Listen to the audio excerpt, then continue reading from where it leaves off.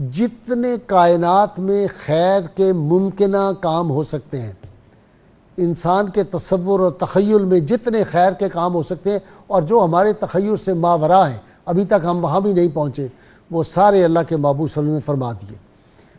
جس کام کو کرنے کا حکم اللہ کے محبوب صلی اللہ علیہ وسلم نے دے دیا اس میں خیر ہی خیر ہے، اور جس سے منع کیا اس میں شر ہی شر ہے، اس میں نقصان ہی نقصان ہے۔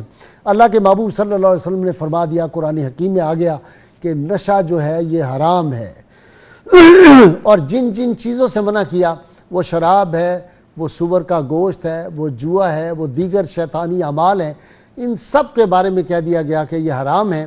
اور آج دنیا اتنی مدت کے بعد اس پہ پہنچی ہے کہ یہ جو نشہ آور اشیاء ہیں، صرف شراب ہی نہیں، اس کے متعلقات جو ہیں، دیگر جو نشہ آور چیزیں ہیں، وہ ساری جو ہیں انسانی صحت کے لیے تباہ کن ہیں۔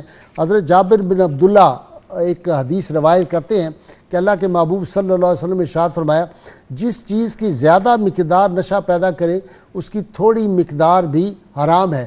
اب جو پہلے ہوتے تھے بادشاہ، اور شاید آپ کے دور میں بھی ایسے لوگ ہوں، وہ ایسے جو تھے درباری ملا، ان کو کہتے تھے کہ حضرت صاحب ہمیں فتویٰ دے دیں، اور یہ ہر دور میں ایسے فتوی والے رہے ہیں، ان سے جیسا چاہیں پیسے دیں، کوئی عہدہ دیں، کسی کمیٹی کا ممبر ہے، جیسا مرضی فتویٰ لے لیں۔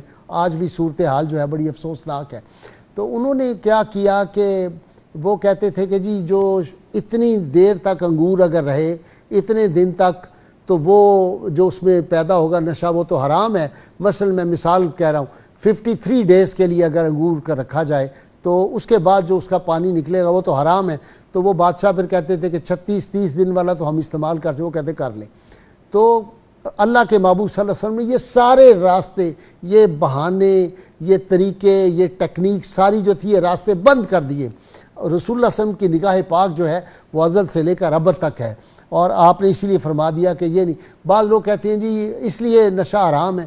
ہمارے ایک بہت بڑے عہدے پہ تھے عدلیہ کے ایک صاحب، اور وہ کہا کرتے تھے جی وہ نشہ تو وہ حرام ہے جس میں آدمی پہ نشہ طاری ہو جائے، اگر اس کو نشہ نہیں ہوتا تو پھر تو وہ جائز ہے۔ اس طرح کے لوگ بھی باتیں جو ہے وہ بنا لیتے ہیں، شیطان کے یہ حربے ہوتے ہیں۔ اور رسول اللہ صلی اللہ علیہ وسلم نے جو ارشاد فرمایا تھا، فرمایا کہ میری امت کے کچھ لوگ جو ہیں وہ شراب پئیں گے، اس کا نام بدل دیں گے، وہ شراب نہیں، وہ کہیں گے جی یہ بیئر ہے، جی یہ بیئر تو اتنا نہیں، جی یہ نہیں نشہ کرتی۔ اس طرح کی جو چیزیں ہیں مختلف، آج کل تو نشے کی پتہ نہیں کتنی قسمیں ہیں، یہ میرے اسکالر بتائیں گے۔ آج میں نے اپنے ساتھ ڈاکٹر عارف صدیقی کو بلایا ہوا ہے، وہ بتائیں گے کہ اس کی کتنی قسمیں ہیں، نئی نئی قسمیں ہیں۔ اب تو وہ سونگ کے جو ہے اس کا بھی نشہ ہو جاتا ہے، نسلیں تباہ ہو رہی ہیں۔ ٹوائن بھی جو تھا مشہور ہسٹورین، اس نے لکھا تھا کہ 2 وائسز ایسی ہیں جو سارے یورپ کو تباہ کن ہیں، اور اس کا یورپ کے پاس کوئی علاج نہیں۔ 2 بیماریاں ایسی ہیں، کون سی؟ ایک اس نے کہا الکوہل، اور دوسری اس نے کہا ریشزم۔